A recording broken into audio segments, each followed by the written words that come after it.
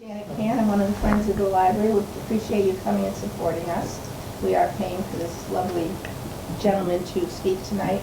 If you'd like to support the Friends, you could become a member. It's $10. And we have membership back there. And our president is Karen Hafner, right there.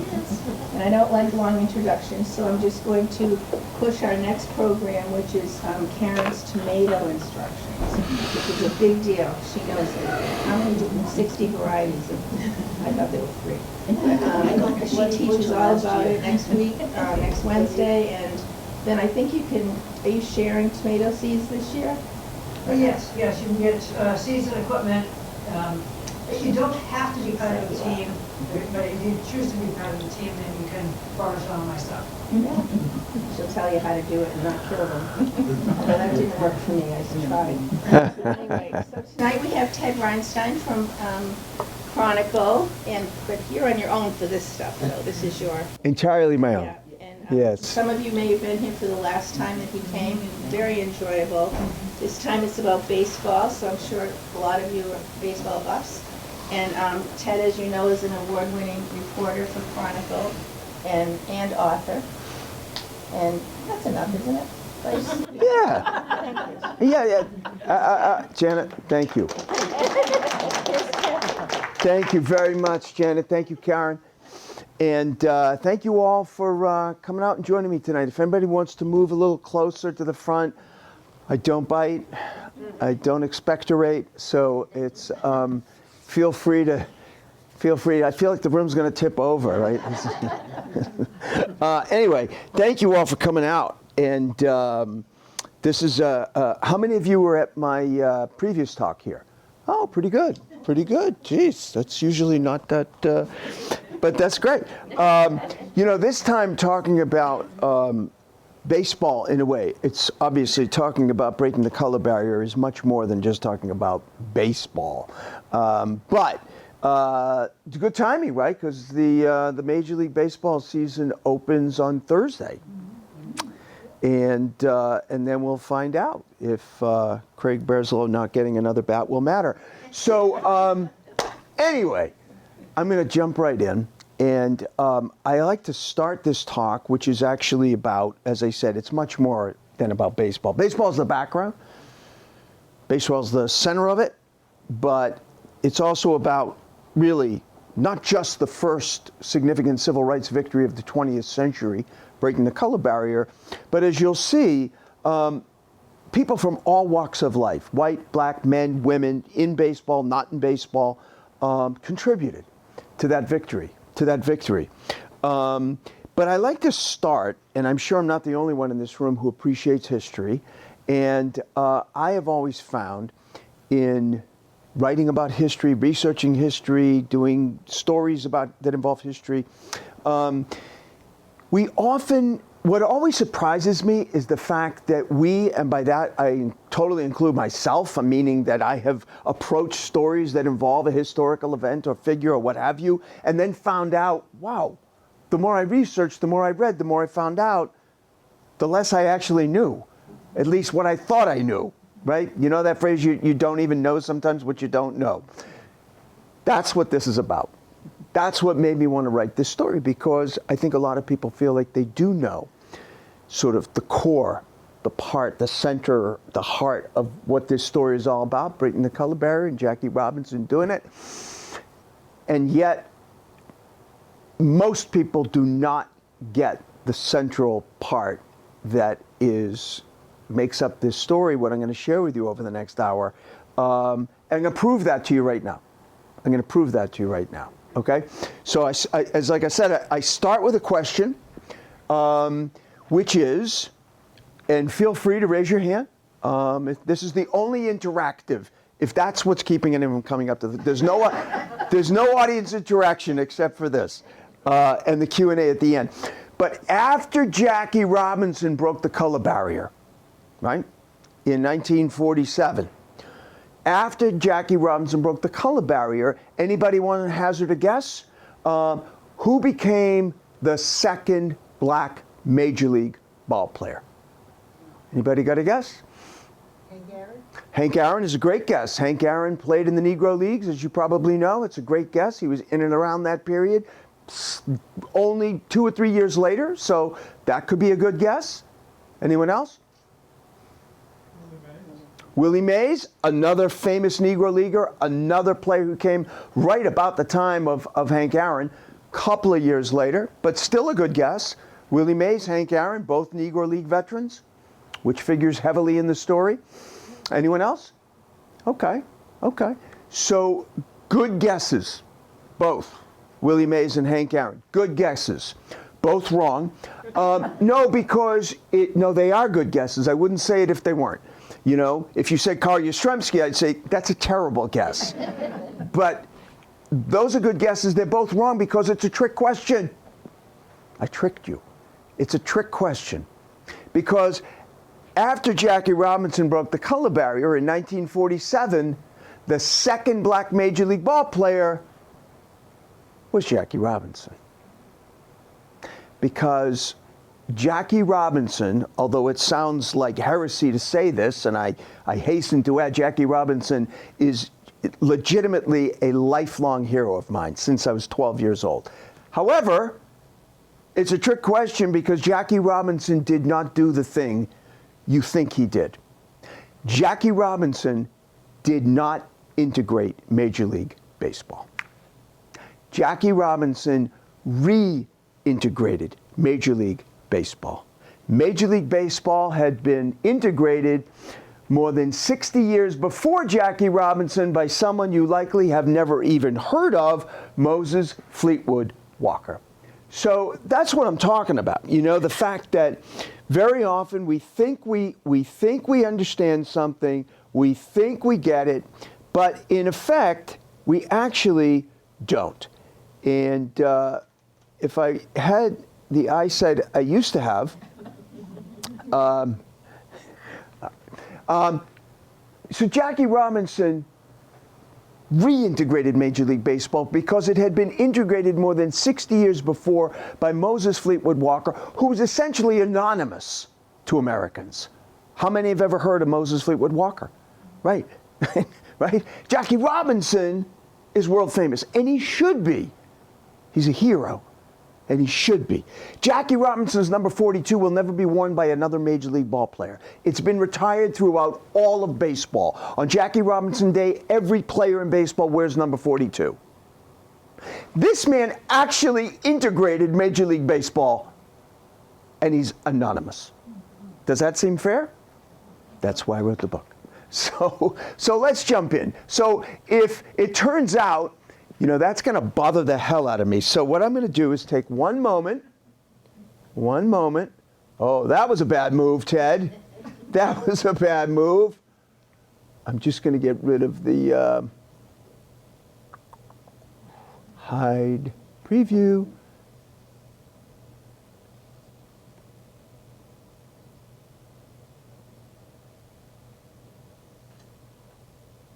Oh, my goodness.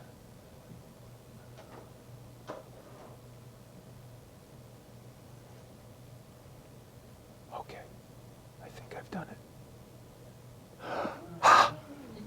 So, if it turns out that baseball had been integrated, oh my God, why did that just come back?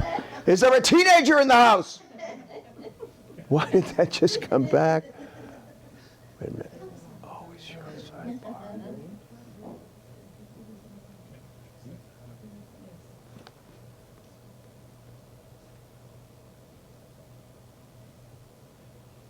Need help?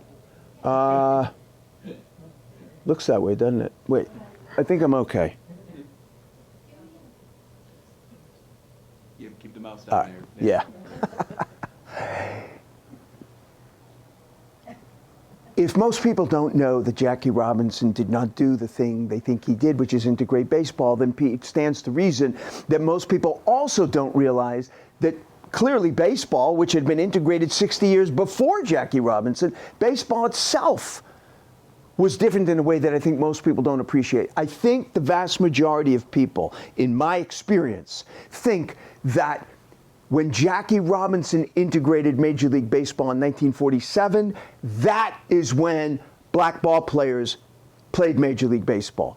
But it happened before that. And even below the Major League level, blacks were playing baseball. So it tells us that baseball in its infancy was different than we thought of it. It was a bit of an outlier. There were blacks playing organized professional baseball, including Major League Baseball. So when I say baseball is an outlier, I mean it. It was a major American institution, still is, but it was not integrated a lot. Okay, let's not get carried away. There was never more than 1 or 2 at the most black ball players on an organized professional team, never mind the major leagues. But nonetheless, how many black Supreme Court justices, U.S. senators, cabinet members, of presidents do you think there were in the 1870s? Right.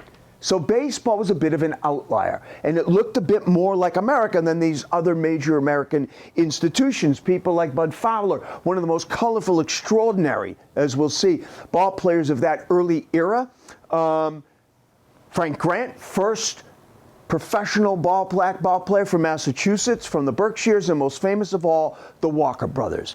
Moses Fleetwood, right here, right there, and his younger brother Weldy, right there. They were teammates briefly on the 1881 Oberlin Hall College baseball team, and Moses Fleetwood Walker was a transformational figure. I mean, listen, obviously, if he became the first black ball player to play Major League Baseball, there had to be something special about him, and there was many things. For one thing, I mean, this was a young black man who was gifted as an athlete, gifted as a ball player, and gifted, like Jackie Robinson, in that he had the wherewithal, he had the determination, he had the guts, he had the courage, he had the grace, he had the patience to withstand.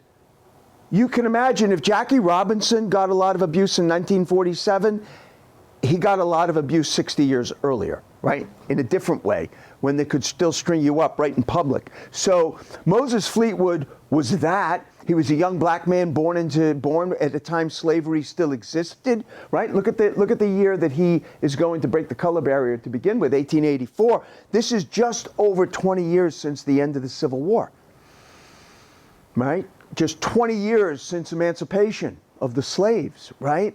And along comes this young man who is so gifted, he not only transformed the game, he transformed an entire position. That takes some doing, whatever the sport, right? That you are so good. You know, the one that I always compare it with, and I think we're all of a certain age here, we remember who Bobby Orr was, but Bobby Orr transformed the position of defenseman in hockey. But before Bobby Orr, defensemen didn't take the puck behind the net and go all the way up the ice and score a goal. That just didn't happen, right? And this guy transformed the position of catcher, which today in baseball is considered the single most skilled position on the field. They have the most to be thinking about, right? Sometimes they're called the field general in the way that a quarterback is in football, and not the case when he comes up. When Moses Fleetwood enters baseball, catcher is the least skilled position. It was where you would take the player on the team who absolutely sucked the most, and you'd stick them behind the plate, because they only have one job, just to keep the damn ball from rolling off the field and interrupting the flow of the game. All they got to do. Don't have to hit, don't have to run, don't even have to get up. You just have to be a human backstop, right? That was not him. He was a gifted athlete. In fact, Moses Fleetwood was what we would call today in baseball, maybe you've heard the term five-tool player. It means a player that can play literally every facet of the game with great skill and production. It means that you can hit for power, you can run, you field your position well, and you've got a good arm. These are generational players, like once in a generation, the Bryce Harpers, the Mike Trouts, the Mookie Betts. That's what he was. I'm telling you all this not to get into the weeds of baseball, but to give you a sense of how good he had to be black in 1887 and get onto a Major League Baseball team. Trust me, in 1887, Major League Baseball was not recruiting black ball players, right? That's how good he was. Teams were looking at him, and it was just a question of who's going to make the leap, because whoever does is going to have a player who will help them win a championship, right? So that's what the Toledo Blue Stockings, which was a Major League National League team in 1887, did when they had to hire Moses Fleetwood Walker, and they did. And they did. Now, this was like one of the feel-good events of the decade then, right? Because just 20 years from the end of slavery, the national pastime as it's being called, and it's being called that for a reason, because this is suddenly the first sport in history. Basketball didn't exist, football was barely played, hockey didn't exist, right? In Canada it did, right? But it wasn't popular in America, so baseball is really the first sport that brings the whole country together in participation. And the point was, this was bringing the country together at a time it desperately needed it, because it's only 20 years since the country had torn itself apart, right?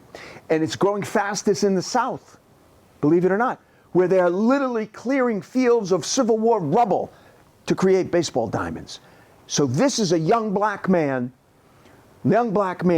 who is now to be the first black ball player to be in the major leagues. So for a lot of people, this is kind of a feeling that maybe we have come some way. Maybe we have made progress. Not everybody felt that way, especially this guy. There's always someone who just doesn't feel the same way you do, right? And Cap Anson, well, to give the man his due, first, Cap Anson was the first bona fide superstar of Major League Baseball, bar none. You mentioned Willie Mays, you mentioned Hank Aaron. He was the Hank Aaron, the Willie Mays, the Ted Williams, the Joe DiMaggio, the Mickey Mantle of early baseball. He really was.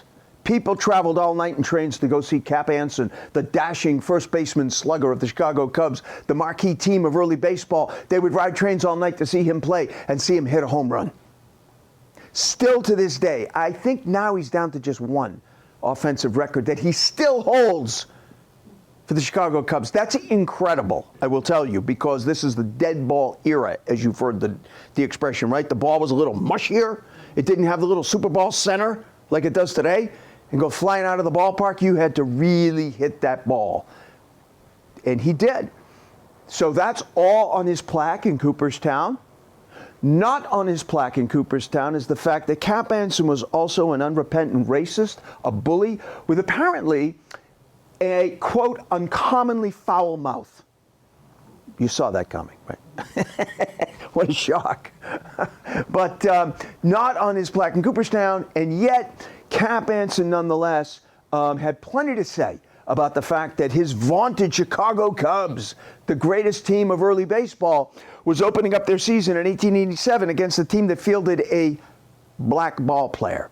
I use air quotes because when it came to people of color, Cap Anson used only one word, which of course we'd never say. So, doesn't like the fact that his Cubs are opening up the season against the team that fields a black ball player, and doesn't like it so much he plays the game under protest.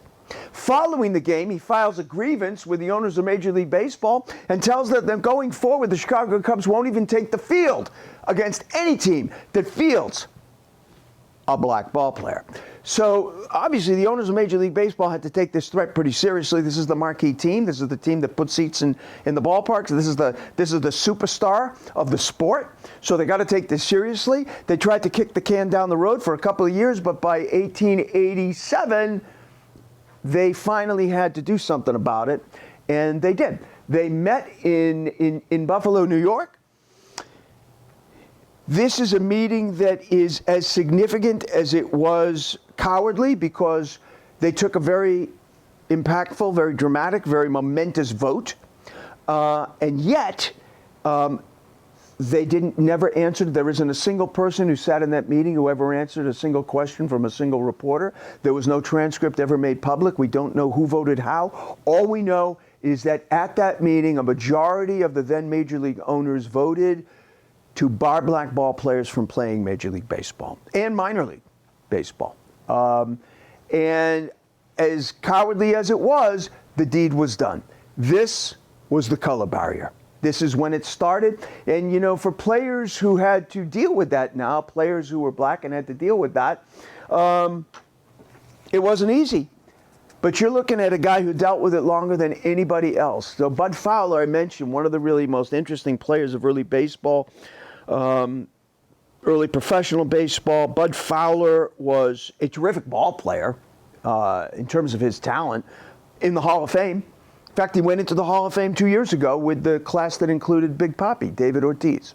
So he was a terrific player, infielder, could run, hit, steal, terrific ball player. But what makes him unique and why he fascinated me almost more than anybody else in my research is that Bud Fowler lived to play baseball. Like, I don't care how much any of you love baseball, and I don't take a backseat to anybody in terms of loving baseball. That's nothing compared to this guy. When I say he lived to play baseball, I don't mean that figuratively. He would have played baseball 365 days a year if he could, and he was quoted once as saying, "It's a damn shame they don't play baseball on Easter, Thanksgiving, and Christmas, because I'd play." So he'd be playing right now. He'd be playing right now. You might say, wow, it's a little chilly for baseball. Well, he wouldn't be playing up here yet. So he would play throughout North America in the summer, right, when we play up here. Once it turned to fall, he would begin making his way down south. By the fall, he'd be playing in Florida. By the winter, he'd be playing in the Caribbean. And by full-on winter up here, he'd be playing on full-on summer in Argentina and South America. And then he would reverse that in the spring. So he lived to play baseball. Problem, with the advent of the color barrier, his limitations now on playing baseball become extremely pressuring. And he's finding his avenues to play fewer and fewer. He died of a blood disorder in Frankfurt, New York in 1913. He was only 55. His unmarked grave told not a word of a truly extraordinary life. For years since the color barrier began to spread in 1887, Bud Fowler had relentlessly fought for a place in organized baseball. Along with all the other early black professional ball players, he had continued to try and play in the shadow of the descending barrier as teams shed black ball players and refused to sign more.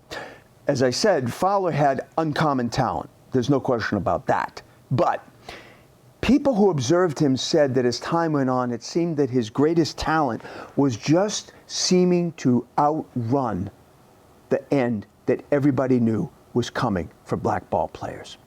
Everybody. Other black ball players hung on for a time.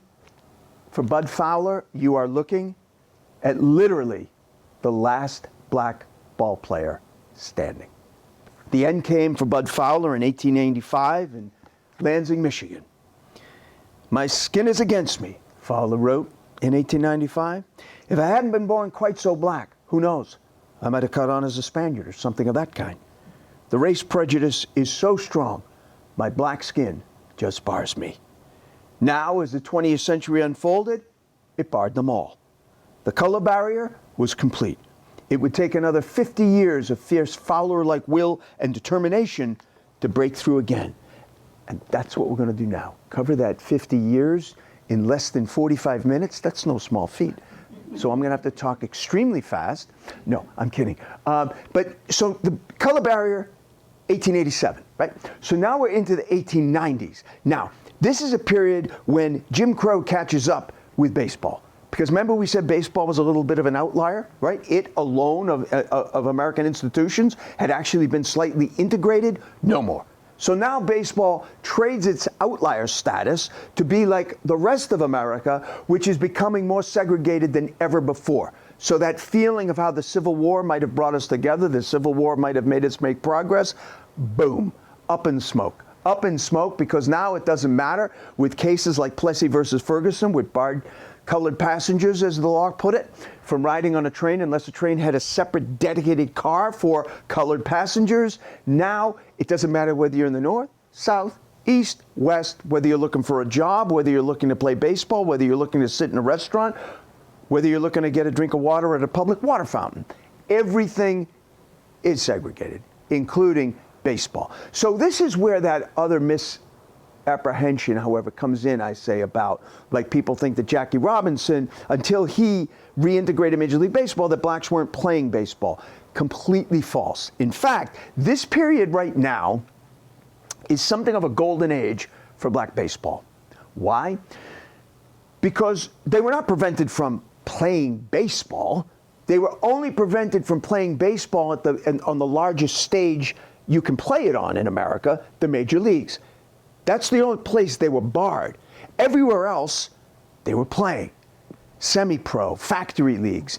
And in this case, as we're going to see, just prior to 1920 and the birth of the Negro Leagues, they were playing in these barnstorming teams. Now, there were dozens and dozens, but there was about one dozen really extraordinary black barnstorming baseball teams. And when I say extraordinary, you've probably seen, read, or maybe you've seen movies like Bingo Long's Traveling All-Stars about this period of time. These were teams of black ball players that would ride these rickety buses around hundreds of miles every week. They might play 5 or 6 games in a single weekend. And what made them doubly extraordinary is the talent, because with only really 12 great barnstorming teams, which were the ones that were really making some serious money, that's why there was only 12 or so of those teams. The level of talent, therefore, was only the very, very best black ball players in the whole country. So the pre-Willie Mays, the pre-Hank Aaron's, these were who were playing on these early black barnstorming teams. How good were they? They routinely beat white major league teams. Routinely. My favorite example, now, they weren't playing. They were sometimes playing in white major league stadiums. But that would be on an off day, right? They weren't playing as part of the major league schedule. But this was also an era where players were not making a gazillion dollars a year. And if you had an off day and you were a major league team, they all had winter jobs, and if you had an off day, you'd look to pick up an exhibition game with the team. The black barnstorming teams were the perfect foil for white major league teams because they were always circulating around. They could always depend. Whether the Phillies were in Pittsburgh and they had an off day, you could always depend there would be a black barnstorming team that you could hook up with for a couple of games over a weekend. My favorite example is about, I think, in 1903, 1904, 5, something in there. The then Cincinnati Redlegs, the Reds, who, by the way, the Red Sox opened with this week. The Cincinnati Redlegs played a 3-game exhibition series, okay, with the Chicago Black Giants. And they lost all 3 games, the Reds. They lost all 3 games. In fact, this guy, Rube Foster, really the first terrific black pitcher, he pitched and won 2 of the 3 games. Started 2 of 3 games. In one of them, he pitched 13 innings and pitched another game. If he lives to be 1,000, you will never see Chris Sale do that, okay? Okay, but so on Monday morning after that weekend series, the owner of the then Chicago Redlegs cabled the manager and told him that he was not to play any more exhibition games against black barnstorming teams. So Rube Foster, though, is the transformative figure here. We talked about Walker on the field. Rube Foster is the transformative figure off the field. He had an amazing career as a pitcher, realized that he was never going to live to make it to the major leagues, but he also realized that no black ball players are going to make it to the major leagues if they keep playing in the dynamic that they're playing in, which is to say these kind of loosely based, loosely-goosey barnstorming teams. Because as he traveled all around America for more than a decade, playing white major league teams, every major league park he went to, he realized that the fan base of that major league team, whether it was the Pirates or the Phillies or the Reds, right? All these fans knew who these players were. They were embedded in the community. The fans knew who they were. And he realized that as good as his team was, that they could walk into Crosley Field in Cincinnati and beat the Reds 3 games over a weekend, and still they were invisible. Nobody knew who the hell they were. Not a single one of them. Not him. At that time, one of the greatest living pitchers to have ever played. Nobody knew who he was. Nobody knew who he was. But that's what Rube Foster realized. If they keep playing in this kind of dynamic, where they're not really associated with a specific location, with a city, they're just traveling around in the shadows, no one will ever know who they are. And he made a very, very important observation. By no one will know who we are, blacks knew who they were in different places all around the country. it's whites who didn't know who they were. And this way he realized the way they're doing this, they'll never know. And if whites don't know who we are and can't realize how much talent there is in black baseball, we'll never make it back to the major leagues. He figured there had to be a Negro league that was just black ball players, so be it. But it has to be seen by white America as the absolute highest level of black baseball. He felt in his bones this was the only way blacks will get back to the major leagues, and he was right. He was right. Jackie Robinson went from a Negro League team in 1945 to the major leagues. And Rube Foster, 6 years earlier, a little bit less than that, founded the Negro Leagues. Founded the Negro Leagues in Kansas City, Missouri in 1920. There is the proud Papa presiding over his creation right there, right there. So you're looking at the founding class of the Negro Leagues, the most important unsung hero in this entire story. Without the Negro Leagues, look, people said to me, like, well, sometimes, you know, I say without the Negro Leagues, there's no Jackie Robinson. That's a matter of fact, because he came from the Negro Leagues. But, you know, in terms of would the color barrier had fallen without the Negro Leagues, I think eventually. My own guess is that it would have happened at some point in the late 1960s as part of the broader civil rights progress. Not in 1947. No how, no way. So this is the founding class. I want to draw your attention to one owner, this guy right here, Bud Wilkinson. Bud Wilkinson, in the entire history of the Negro Leagues, they're formed in 1920. They begin to peter out, obviously, with the advent of the color barrier falling, and they're gone completely by 1969. Bud Fowler is the only white owner of the Negro Leagues in its entire history. And I don't point that out as some sort of racial peculiarity. I point that out because Bud Fowler figures very, very keenly in the fall of the color barrier and Jackie Robinson's rise, right? Because there is a direct line. 25 years out from 1920 to 1945, Jackie Robinson will be signed to his first professional baseball contract in 1945 by Bud Wilkinson. So the Negro Leagues are born, the Negro Leagues take off. All of a sudden, all of that talent that had been sort of, you know, kind of shunted to the side, think of it like a hose being crimped, right? There was all that talent, but there weren't a lot of teams for black ball players to play on. And now all of a sudden you have the Negro Leagues and the talent just explodes. Talent just explodes. John Pops Lloyd, the first great black home run hitter. Judy Johnson, one of the most colorful players in history. Oscar Charleston, one of the greatest fielders in baseball history. And James Cool Papa Bell, arguably the fastest ball player to have ever lived. And my personal favorite, just because I think he got the best baseball nickname in history. So the Negro Leagues are born, they take off, they go from a founding class of 14 teams to 18 to 34. They're able to separate into a Negro American League, a Negro National League. They're able to have the first of 2 Negro League World Series. And it looked like the sky would be the limit, right, for the growth of these mushrooming Negro Leagues. And it might have been. It might have been. If instead the sky hadn't fallen in.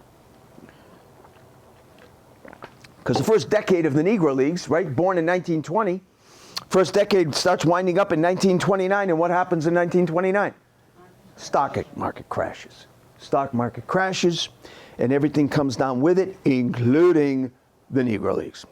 I think sometimes we forget just how cataclysmic the Great Depression really was. I mean, it's fluctuating now, but I mean, we've had unemployment functionally down to 1% over the last 10 years. It's not a lot higher now. 25% unemployment. It's unthinkable now. 25% unemployment in most cities. And in minority communities, flip that. In minority communities, there was generally only 25% or so working. So that's 75%. Unemployment, more than 30,000 American businesses going belly up during the first worst years of the Great Depression, including the Negro Leagues. Now, you might wonder how many major league teams went out of business during the Great Depression. Because 30,000 businesses going belly up, every single one of the then 16 major league teams is in itself a thriving American business, 30,000 or more of which going out of business. So how many major league teams do you think went out of business during the Great Depression? None. And the reason I'm sharing this is to point up the disparity that existed.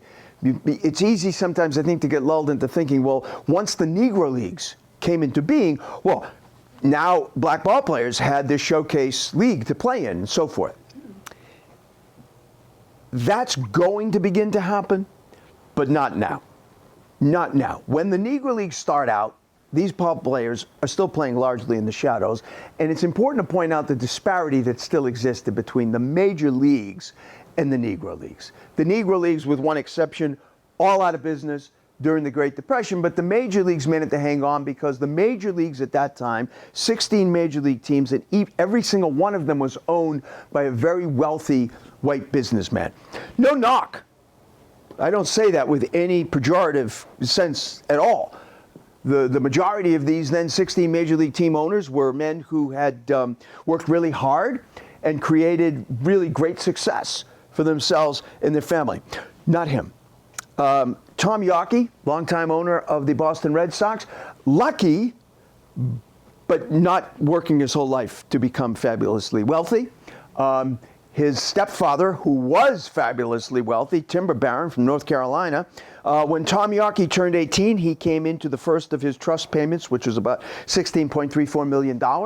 5 years later, he got the other half, which was another $16.34 million, and he bought the Boston Red Sox. But the reason I'm sharing this, again, not to knock on Tom Yawkey necessarily, don't encourage me, but not to knock on Tom Yawkey, but to point out that's a lot of money.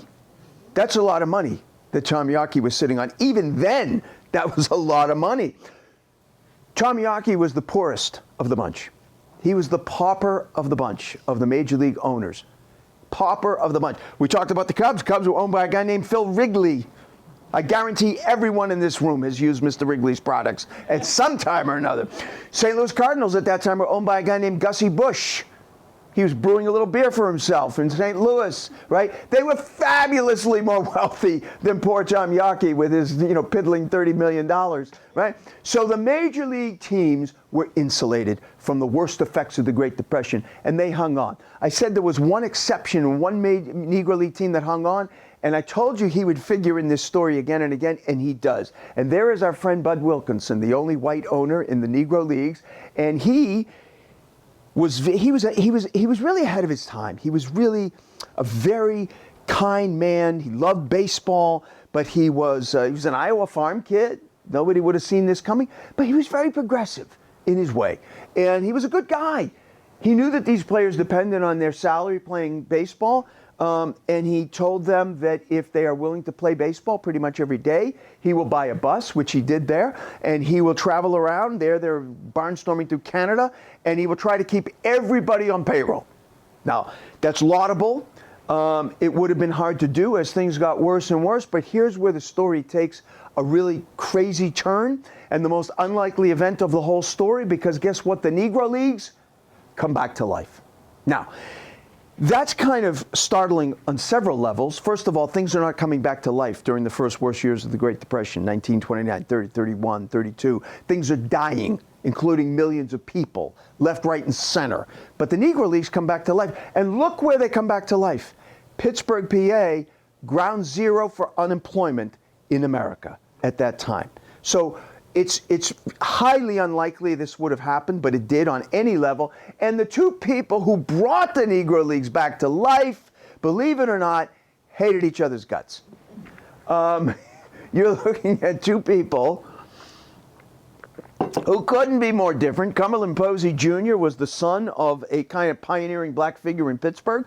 His dad, Cum Posey Sr., was the first licensed black civil engineer in America, and started a couple of very successful businesses.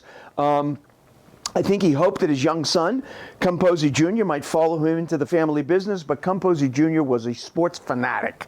Basketball, which is a relatively new sport, and baseball. Baseball, fortunately for our story, won out. And in the late 1920s, Cum Posey Jr. was approached by some business interests in Pittsburgh that were looking for someone to save a ball club that was going to go out of business. They were up for sale, and if no one bought them, they would fold. They were known as the Homestead Grays, the first of 3 of the most legendary Negro League teams. Homestead, PA is a section of Pittsburgh. And he wanted to buy the team, didn't have the money necessarily, but his dad loaned him some money. He put his life savings in. He was able to secure some loans from some black-owned banks, which was extraordinary because most of them went out of business at that point in time. And he was able to buy the Homestead Grays. Now, he had played some baseball. He had never coached. He had never managed. He was everything now. He was the coach, manager, general manager, trainer, you name it. He did everything. So a lot of people wondered, well, what kind of success can we expect from a guy who did a good thing by saving this ball club, but he's never even coached baseball, never managed baseball. So how did the 1930 Homestead Grays do? 31. Well, all he did was, his Homestead Grays in 1931 had the greatest single season of any baseball team in the history of baseball up to the present day.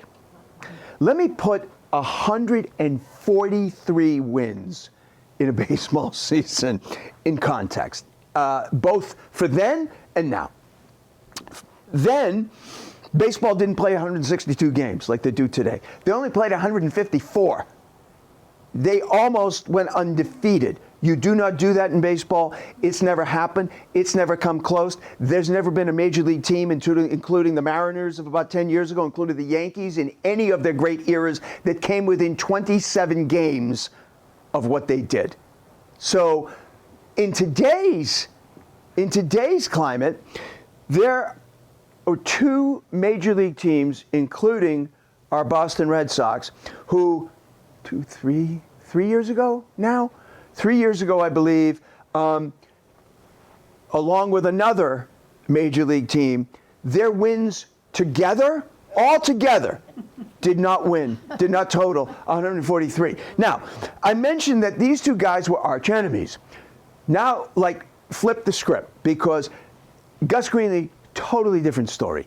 No money growing up, hard-scrabble youth, one of 6 brothers, run of the litter, always getting beat up till he got in school. Then he started beating kids up, had to leave school, joined the Army, fought in World War I, wounded, decorated at the Battle of Verdun, comes back to Pittsburgh, needs a job.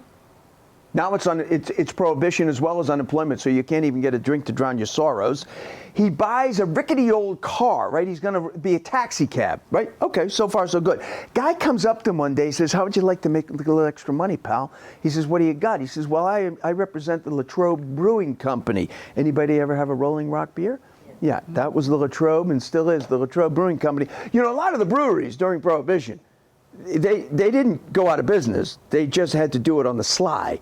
Lots of payoffs, lots of bribes, and then they'd run their liquor around, which was bootleg liquor, but they'd run it around to all the little speakeasies, you know, all around town. So this guy wanted to have Gus Greenlee run the liquor, run the bootleg hooch to all these little speakeasies, which he did, and he started making a lot of money, right? Another guy comes up to him. Here's about this guy. Well, he's willing to do that. Maybe he's willing to run the bets around for all the bookies in Pittsburgh. Does that too. Making a ton of money. Smart cookie realizes if I cut out the middlemen, I can make all the money. So he did. Now, I don't mean he cut them out, but he went into all this stuff by himself and he started making tons of money. What do I mean by a ton of money? There was one point in the first worst years of the Great Depression where he was making over $11,000 a week. $11,000 a week is a ton of money today. Then it was like making $1.7 million a week, okay? So he didn't know what to do with all his money. He literally didn't know what to do with all his money. He loved sports, loved jazz, so he decides, I'm gonna create my own jazz palace. And he did. And he called it the Crawford Grill because it was on Crawford Avenue in the Pittsburgh, black section of Pittsburgh, the Hill, and it was a hit. When he opened the club, he didn't know a single jazz player. By the time it was up and on its feet and was popular, you name the jazz great of that era, Ella, Louis, you know, all of them were playing the Crawford Grill. Then a guy comes up to him one day and says, hey, how would you like to own a baseball team? Well, he would love to own a baseball team so he could rival his archenemy, right? And Composey Jr. So he bought a baseball team, and he built his own ballpark.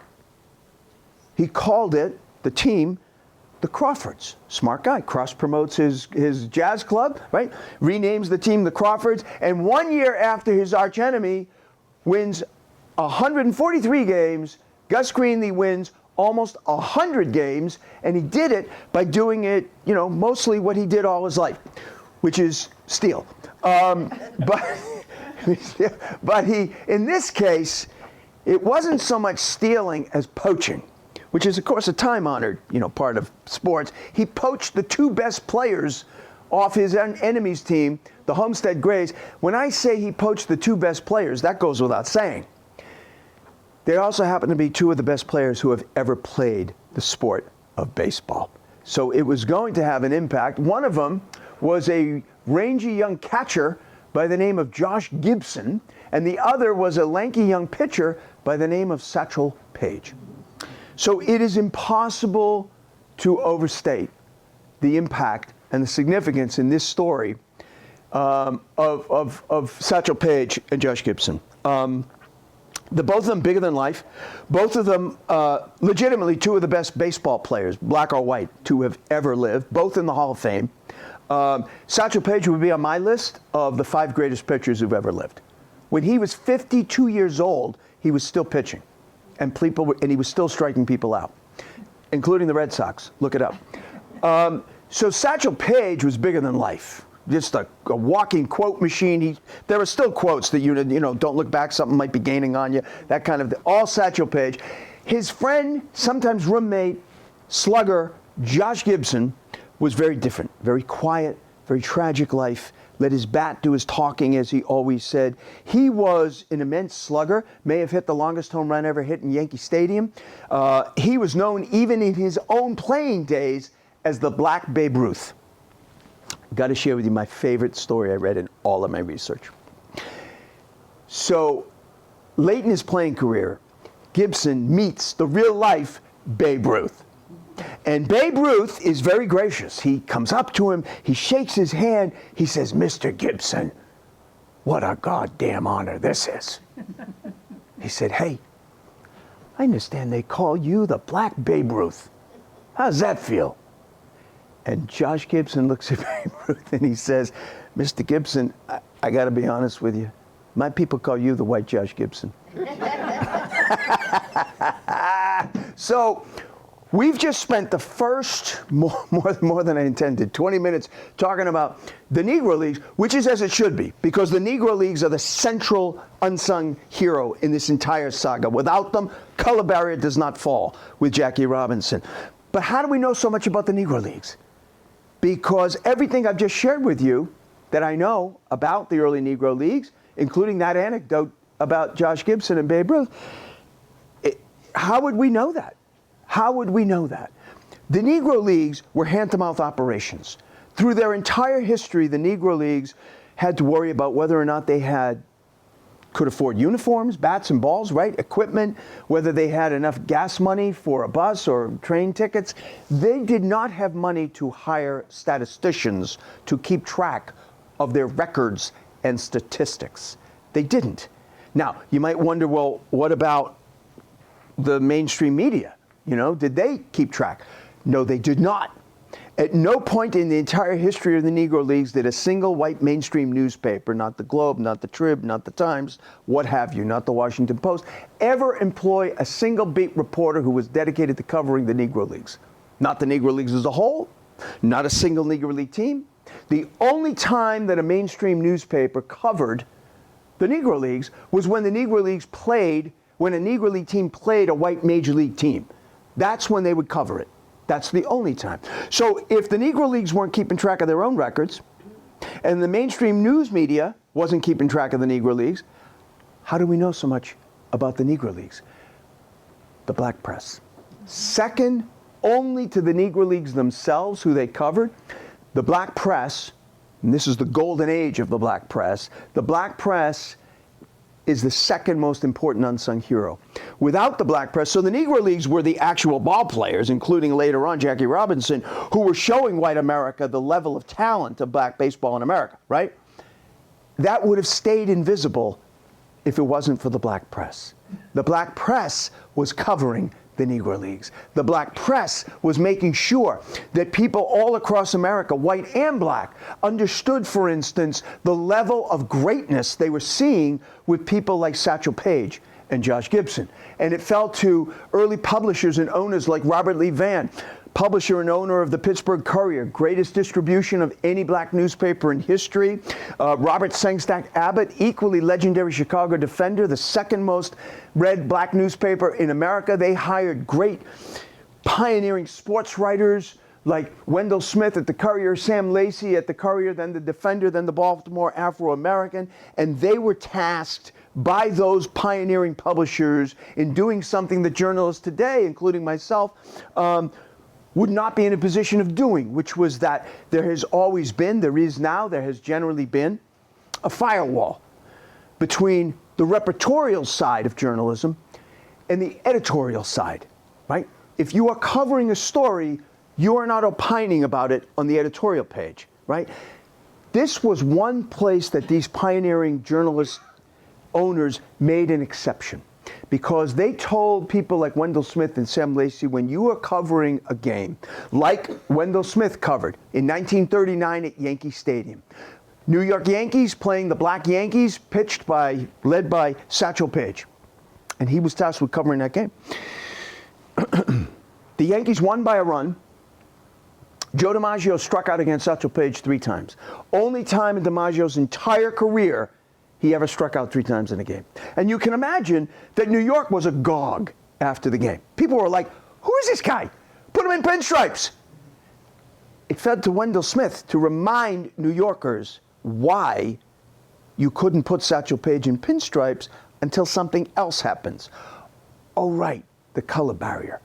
That's what begins to happen now. Now you're seeing the light at the end of the tunnel, because white America is becoming aware of 2 things. World War II will bring the second part to bear, which is how unfair it was. You're asking players to die, but not play baseball. But this is the point at which white America begins to be introduced to the level of talent. And now you have people reacting the same way in Cincinnati, in Pittsburgh, in St. Louis, the way that those fans reacted in New York, which was, oh my God, why didn't I know about this guy? He's making DiMaggio look like a little leaguer. Why can't he play for us? That's what starts to happen. That's what starts to happen now. So I'm saying that even throughout the country, the whole country, including white America, how do they get introduced to these people? The white mainstream news media, remember, wasn't covering them. The black press was. But the black press doesn't have the distribution that the mainstream newspapers had.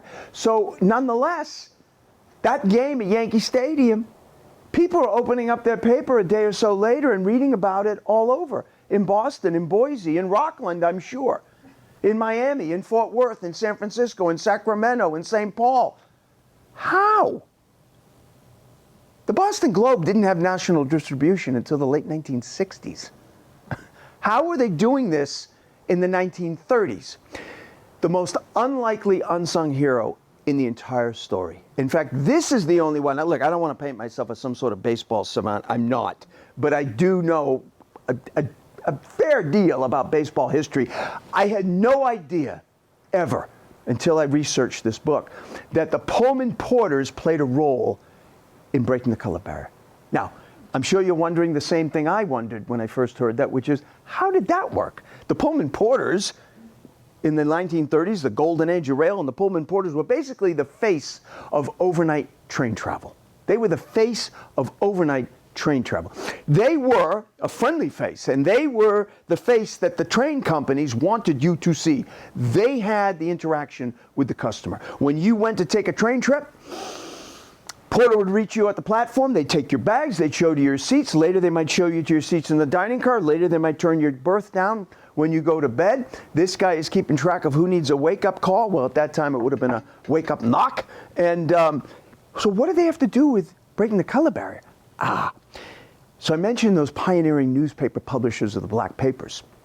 They were not only great journalists in the sense that they wanted to advance the cause of public knowledge and journalism, they were also really, really good, imaginative, creative, ingenious business people, which is what good businesses are blessed by usually, right? Whether it's Steve Jobs or the Pittsburgh Courier, right? And they saw these Pullman porters traveling all around the country and realized they're black.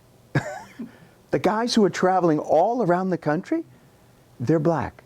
They already have the New York Times and the Boston Globe, right, on the trains to be delivered. What if we could stick our papers on there?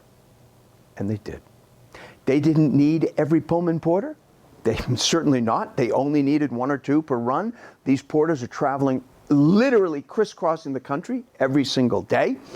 And you might wonder, how did that work? So let's say a train is leaving for Miami out of Boston's, South Station, and the Pullman porters also were responsible for provisioning the train.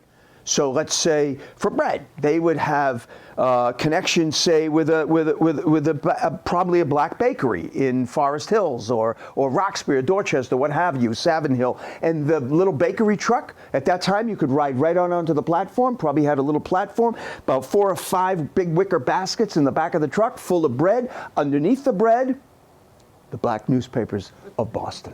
The train takes off. It would stop, say, first at Grand Central Station or Penn Station in New York. They would offload the bread. They would offload the black newspapers of record from Boston to New York. They would take on the Amsterdam News. They would do the same thing in Baltimore, the same thing in Philly, same thing in D.C., same thing in Chattanooga, all the way down to Miami. So that by 1939, when that game was played at Yankee Stadium, where Satchel Paige struck out DiMaggio 3 times. I love this. So this shows you the effect that the Pullman porters were having and what they were doing, right? There's a newspaper executive. He's on vacation with his wife in L.A. Gets up and he talks to a friend at the office in the night before, and the guy tells him, "You are not going to believe what happened at the stadium today." And he tells him about this pitcher, Satchel Paige. He struck out Joe DiMaggio. This guy's like, "Are you kidding me? DiMaggio struck out 3 times." He gets up at 6 in the morning and walks down Hollywood Boulevard. He's stopping at all the newsstands. He wants to get the Times. The Times isn't in yet. He stops at another one. The Times isn't in yet. Where the hell is the Times? What? And he sees a picture of Satchel Paige on the Pittsburgh Courier. He's like, "What the hell's a black newspaper doing here? I can't even pick up the New York Times." The Pullman porters is what was doing there. So now we are up to 1940. Spoiler alert, we're only 5 years away from the end of the story. We're only about 10 minutes away from the end of our talk. Spoiler alert, the color barrier is going to fall. You knew that. Jackie Robinson is going to make a triumphant entrance. But how? How? In 1940, Major League Baseball, put it this way, they were not only no closer to dropping the color barrier than they had been in 1887 when it became a reality, but thanks to this guy, who was the commissioner of Major League Baseball in 1940, he won't even take a meeting. Doesn't want to talk about it. Doesn't want to talk about it at all. Kennesaw Mountain Landis, you talk about job security. He was the very first baseball commissioner in 1920. Still has the job. In 1940, very stubborn guy, probably sitting in the no smoking section. And I put the term, ornery is a good word for him. I put the term ornery. So normally, I would double, at least double source, what people had said about him. In this case, when I found who the source was for ornery, I was fine to just let it rip right at that, because the source was his wife. So what happens? Well, Kennesaw Mountain Landis does die in 1941, and a new baseball commissioner comes in, former Kentucky governor, Happy Chandler. He at least says that he will have a meeting about the color barrier, but nobody's holding their breath. But what happens is the scene shifts for 2 reasons. It shifts to New York, and it shifts because just like the previous decade ended with this cataclysmic event, the Great Depression, what cataclysmic event ends the 1930s? Okay, no one has recess. We're all staying in from recess. Is it late? Is that what it is? Yes. Very good. You get to have recess. Yes, World War II. It is the eve of World War II, and it shifts to New York. and it shifts to this guy as the second most unlikely hero in bringing the color barrier down, because Lester Rodney, believe me, was nobody's profile of someone who would bring down the color barrier. Not that he didn't want to, he did, but he just doesn't look the part. First of all, he's in New York, which has not been a center for the struggle. It's been in Chicago, and it's been in Washington, it's been in Pittsburgh. He's in New York. He's white. He's Jewish. He's a communist. Nobody's perfect, okay? Nobody's perfect. But he's also a sports writer. He's a sports writer who gets his first job writing sports for the American Communist Party's daily newspaper, the Daily Worker, and they needed a sports writer, and he got the job. He would have written for anybody. He would have written for Jack and Jill magazine if they offered him a contract, but he took it. And he's a smart guy. He knows baseball, loves baseball, hates the color barrier, and he also is someone who really follows politics and what's going on in the world. And I'm sure as someone who was Jewish at that time, he was especially sensitive to what was happening in Germany with how Adolf Hitler was beginning to scapegoat the Jews. And so he, in all of his baseball columns, begins, and this I'm talking about before America got into war, which didn't happen until 1941. In the late 1930s, in all of his columns, he begins reminding his readers that regardless of what you may think or feel, that America will be going to war. And that blacks as well as whites will be asked to fight and die, if necessary, for their country. The difference, he points out, is that those who are black and who return to America will not be able to play baseball still, or ride where they want on a bus. And that began to resonate. And if you've ever wondered what exactly brought the color barrier down, I mean, sometimes it's tempting to just think like, well, these things finally just fold because it's, you know, no. It always takes something or someone, and usually someone and something. And in this case, that's what brought it down. If you've ever wondered, it's basically that argument. The argument itself, but what was behind that, which was this, which struck most Americans as this massive unfairness, unjust, right? That you're asking someone to die, but you're telling them they can't play baseball. That's what, listen, I always feel it's important to put, the same injustice existed in the First World War, because thousands of black veterans died in the First World War and also couldn't play baseball. So time does catch up. At that time, at the First World War, wasn't time yet. Now it will begin to be time. So that argument begins to be picked up by the black community. That argument of yes, because that was a dilemma for a lot of young black American men and women who were going into the service at that time. That was, do I want to die for a country that does not value me the same way that the guy next to me in a foxhole is, right?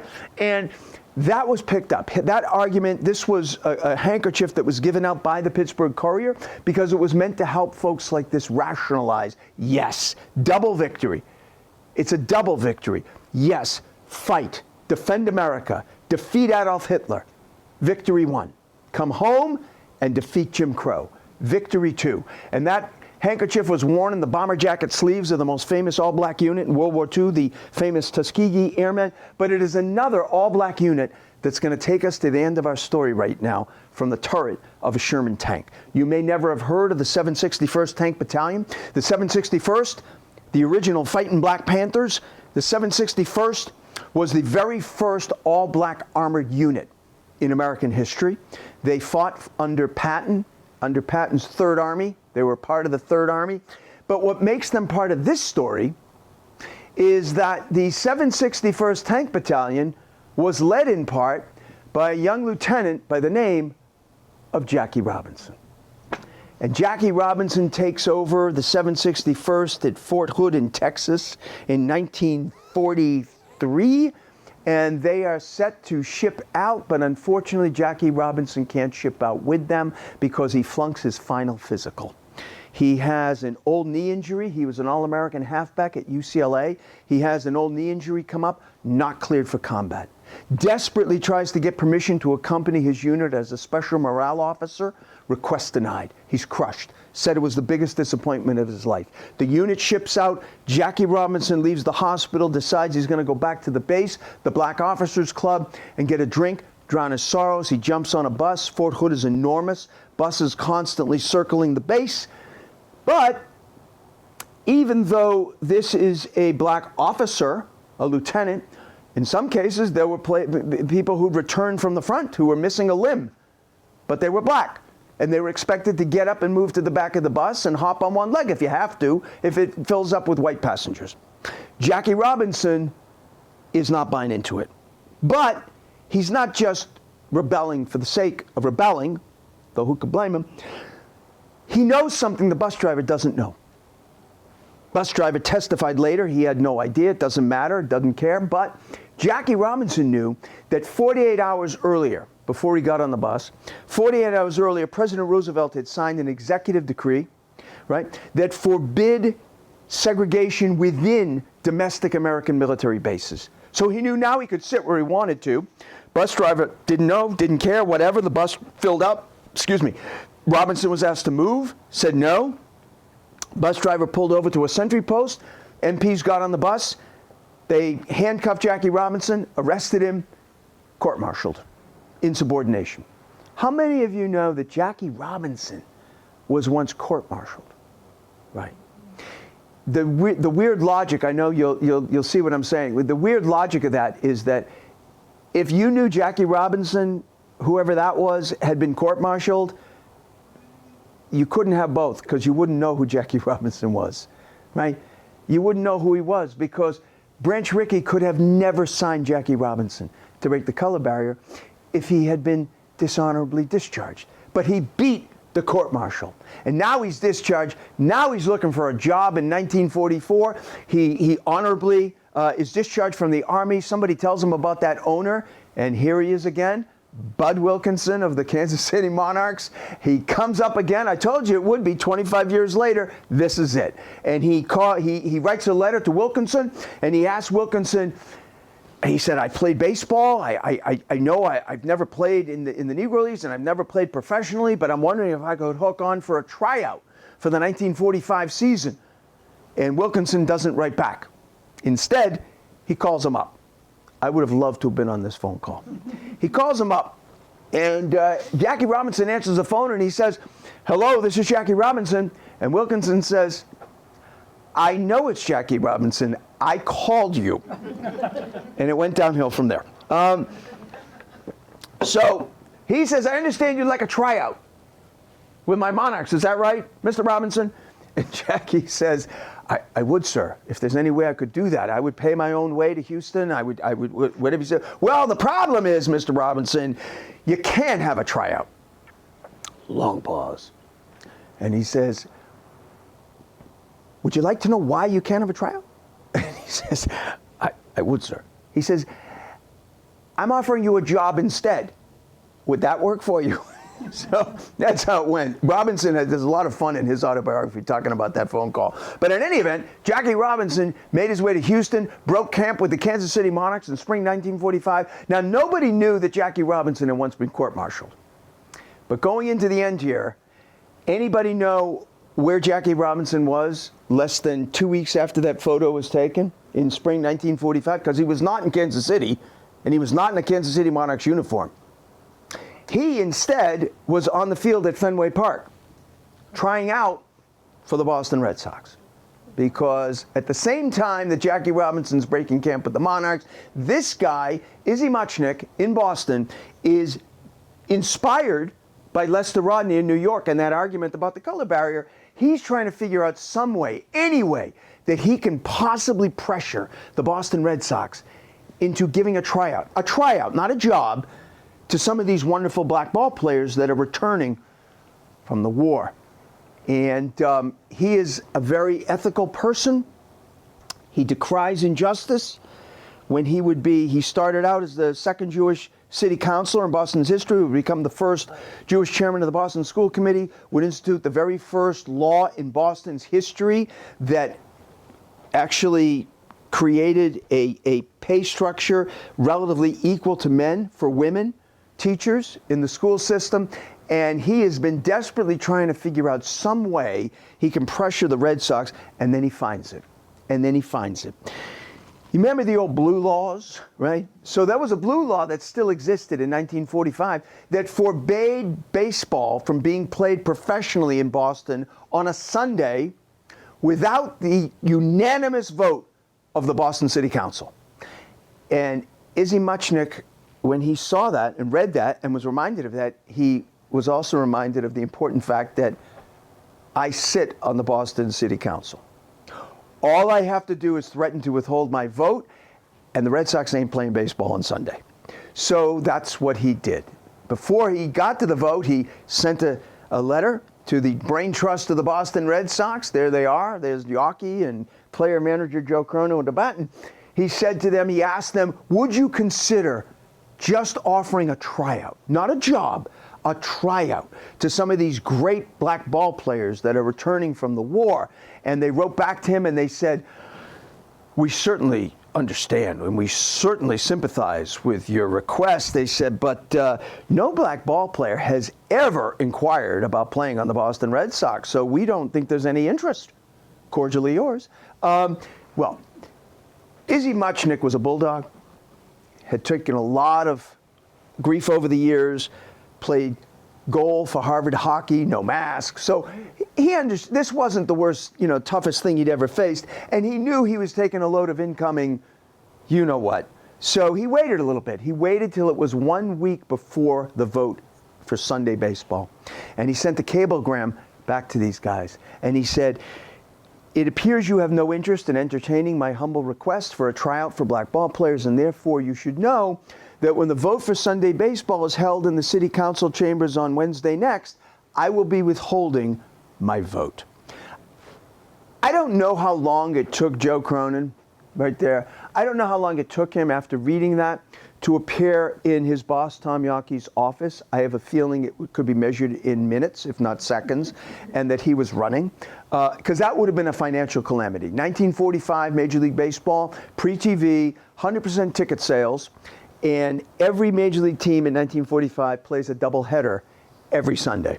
The Red Sox would have been denied 50% of their Sunday revenue for the season. Unthinkable. They send a cable back to Muchnick. They say, fine. They literally say, fine. You can have your tryout. 3 players. That's it. Just 3. No media. If this gets leaked to the media, the tryout's off. Have these 3 players come to Boston on April 12th. Gate D, Fenway Park. And he did. Now, Izzy Muchnick knew a lot about Boston's bylaws. He didn't know a lot about black baseball. So he got in touch with Wendell Smith of the Courier, and he asked him, could you hand select 3 great black ball players for a tryout, big, with the Boston Red Sox? And he did. He selected 3, one of whom was this promising young infielder for the Kansas City Monarchs, Jackie Robinson. They trooped to Boston. They were all set to try out on April 12th. Unfortunately, history intervened. On April 12th, 1945, President Franklin Delano Roosevelt dies. And America shuts down. No tryout. 24 hours later, America begins to open back up. 48 hours later, it's pretty much back to normal, except at the executive offices of the Boston Red Sox, where they are trying basically to run out the clock. They know they made this promise, but now all they have to do is get to the 17th. Because on the 17th, they are going to be traveling down to New York to open up the 1945 season against the Yankees. But on the 16th, the story breaks. The story breaks. A white sports writer, Dave Egan of the old Herald American, front page, he wrote it as a letter to Boston sports fans. He said, you're not aware of it, but at this hour, there are 3 colored, as he wrote, black baseball players who have been promised a tryout with your Boston Red Sox, who are now trying to skip town and renege on their promise. Well, the Red Sox realized they got to have this tryout. So they called up Izzy Muchnick. They said, bring the players over here right now. So they did.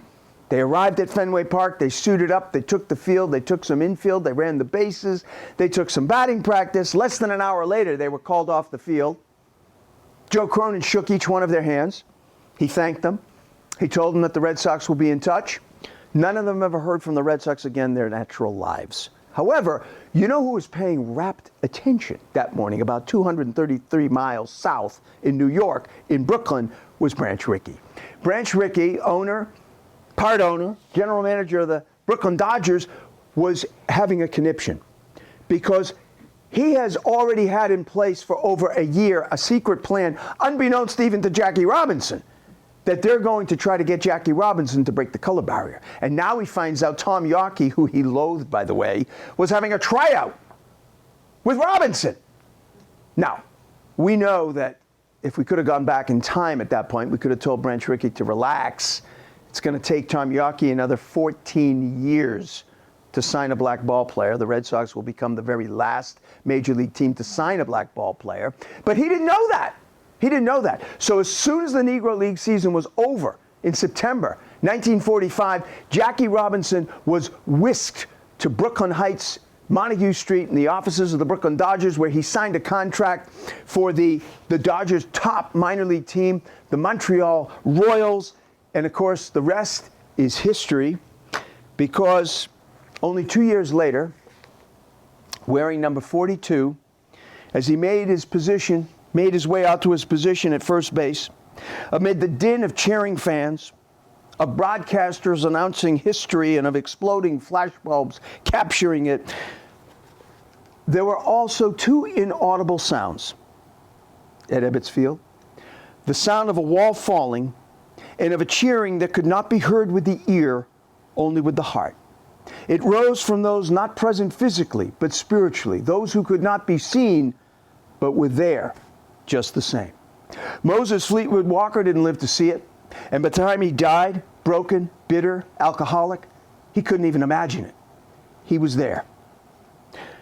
Bud Fowler, a man who had tried to outrun the color barrier as long as he possibly could, he was there. The Pullman porters, some of whom were riding the rails that very morning on their way north, south, west, sometimes within sight of Ebbets Field, they were there. And the African-American veterans from the war just ended, those who had fought and those who had died, they were there.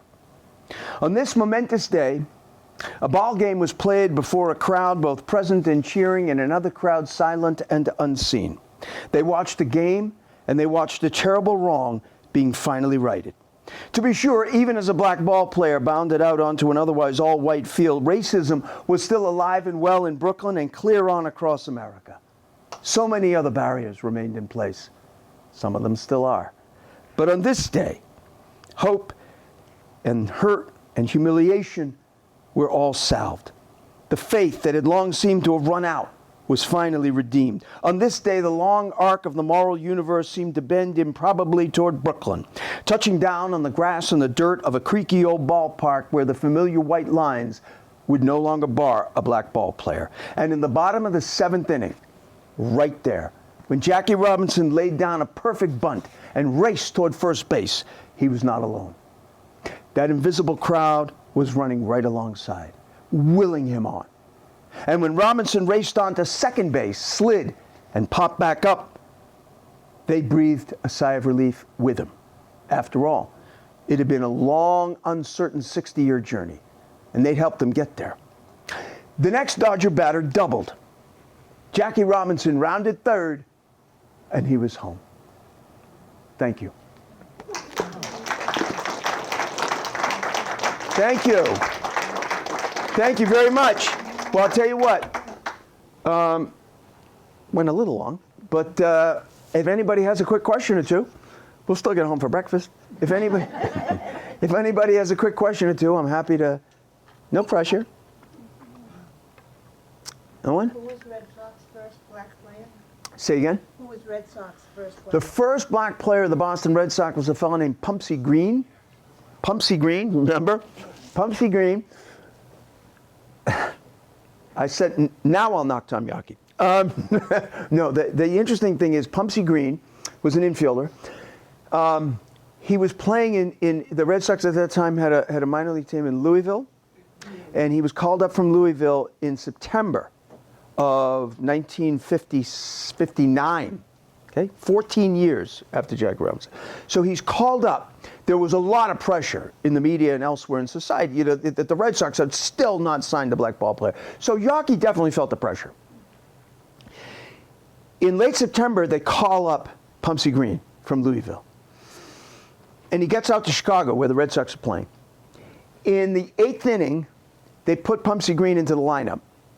And he's activated, right? And they put him into the lineup as a pinch runner. They lose that game. The next morning, he's sent back to Louisville. Yeah. The effort to integrate did not go real deep, but it did go media narrow. Anyone else? Anyone else? Anyone else? Yes, ma'am. Do you have a ballpark on when players started having these contracts and sort of like then the money started The big money? to roll in and, Yeah. The really big, you know, 6-figure contracts. That didn't happen till the late 60s, even. Ted Williams, yeah. Yeah. So Ted Williams made $100,000 toward the end of his career. The greatest hitter who'd ever lived. When Ted Williams was much older and players were getting millions, right? Someone asked him once, Ted, what would you ask in your prime based on what players are making today? And Williams said, you don't have enough money on earth.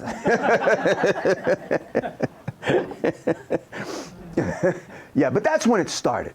Late 60s, 70s, once the reserve clause thing is overturned in the 1970s with Curt Flood in St. Louis, players become free agents. That didn't exist before, so now they can really basically sell themselves. Before the reserve clause was undone, you were chattel. You simply played where they told you to play. If you got traded, you got traded. Now they could actually be, as a free agent, they could go out when their contract expired and look for the highest bidder, which today will net you like $200 million. like back in these days when baseball Like what were they making? started integrated, Yes. people actually, did they just play year to year? Was there any contract? Like, Oh yeah. Oh, they all had if you were on a major league team, you were required to have a contract. oh, Right. But they were not making a lot of money. right, okay. You know, here we are in Rockland, not too far away from Joe Morgan, Walpole. Joe Morgan, former manager of the Boston Red Sox. When he was managing the Red Sox, not when he was managing, but when he was in the Red Sox system as a coach, he was still driving a snowplow in the winter in Walpole. They just weren't making, right, enough money to, yeah. Anybody else? So, good questions, yes. Who was the first black ball player for the Red Sox that actually stayed? That's a great question. Green did come back up. Earl Wilson. Who said that? Very good. It was Earl Wilson, the first one of note. There were some other players in and around that time period. Joe Foy, but Foy was later. a little bit later. Foy came out in the 60s. Yeah, Earl Wilson, you're right. Earl Wilson was really the one of note. Terrific pitcher.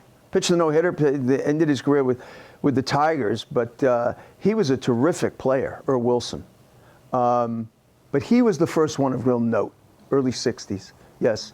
So, did you have a question? Yeah. The Hall of Fame recently has integrated Yes. statistics. That's a huge thing about that.